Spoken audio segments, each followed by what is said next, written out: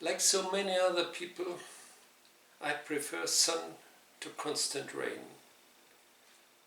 Hamburg.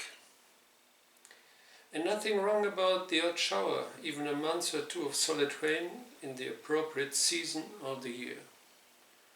Hamburg is not a city located in a climate zone corresponding to my likings. Still, it was 20 years ago and is, September 2000, a most agreeable place to be. Well, the year 2000 was when I wrote this text. Obviously, there's the port, the gate to the world as they call it. A cosmopolitan approach to life is something natural. There's also a lot of water, not only the one falling down from above. There is a lot of water in the city. Rivers, lakes, canals, water, and with it, trees are omnipresent in the city. Indeed, it is certainly one of the greenest cities I know. It probably needs German efficiency to cope with the dead leaves piling up in autumn. Hamburg also features a varied nightlife. I should think everyone will find something or someone to his and her liking. Good food and interesting shops.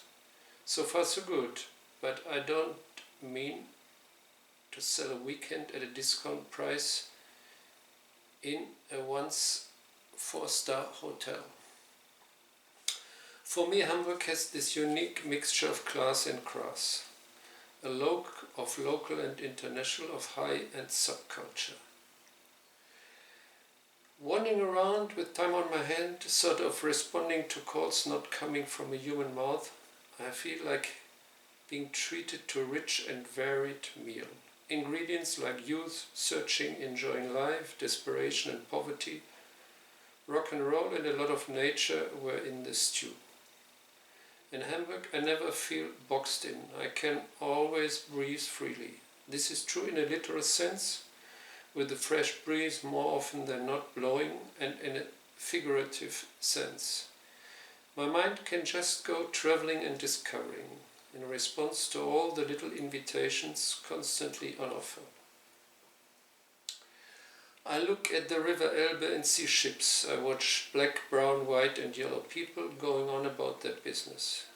I discover bizarre shops and unexpected cafes and drink or eat places.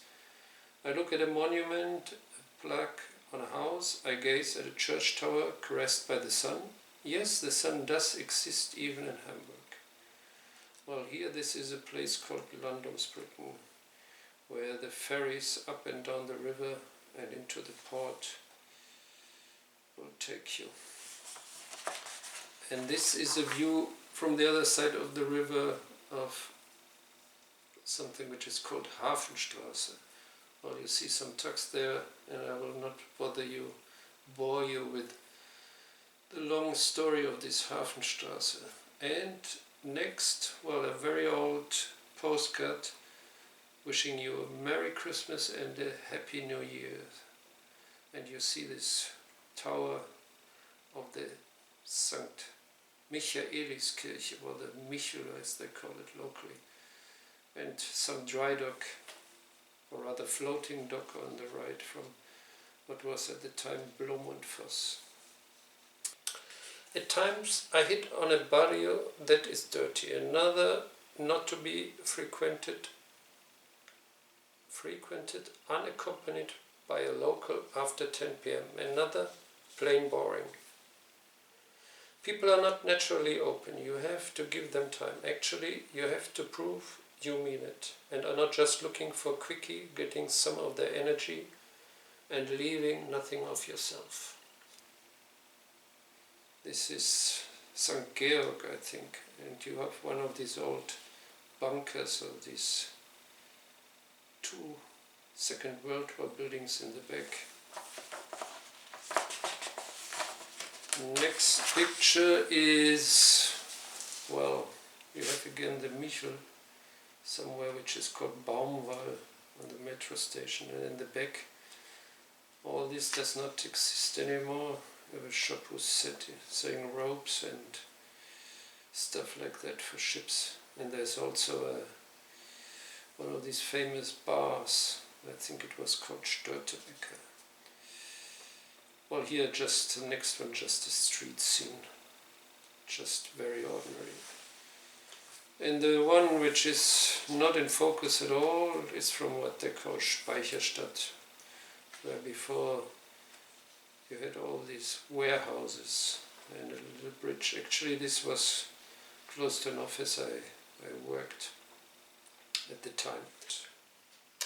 Hamburg is a mix of working class, money, intellectuals, not too many fortunately, at least when I was there, merchants, traders, well probably a few too many I should think, petit bourgeois, and a big contingent of unclassifiable human beings. Hamburg is not hip like Amsterdam. Well, this one here is called Schulterblatt, and there you still have a lot of shops and stuff. Nowadays it's all croissant and designer food, but still quite dirty actually. And well, house front which is decorated was painted even at the time. Hamburg is not hip like Amsterdam, not romantic like Copenhagen in its northern way. Hamburg does not play world-class division like London. It's not a city where political power is concentrated. Not even big money, that is, banks or major stock exchanges are headquartered here. It is a city of tradition, proud of its history, totally devoid of sentimentalism. It is down to earth and still allows me to dream in a realistic, if that is possible, fashion. Next time you're close, take a few hours off and go for a walk. Leave everything you heard and know behind and let yourself be carried by the rhythm of the city. And do not forget your umbrella or raincoat. Well, or you look for and find shelter in the St. Catherine Church, a very agreeable place to rest and breathe. Well, here we've got two pictures of Katharina's St. Catherine Church.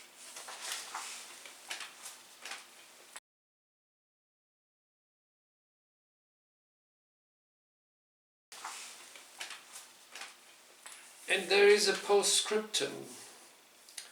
I returned in 2025. What did I find? A lot like it always was, and I like it as much. Then again, change did also come to Hamburg. The slightly or strongly odd places are mostly gone. To find old-fashioned pubs, Kneipen in German, bars of questionable cleanliness, little shops selling lovely junk, even currywurst stands, you have to know where to look if you still want to find them. Nowadays, Hamburg is trying to entertain globally just like anybody else. So it is Starbucks clones and pseudo-original restaurants of all kinds of world food. McDonald's for snobs. Luckily, the weather is still the same and pockets of resistance remain. You may want to check out a video I shot on site there in 2025. Ah yeah, and then there's also a picture of a statue of an politician Bismarck called close to the port, to the River Elbe. Yeah, folks, that's it. Hamburg.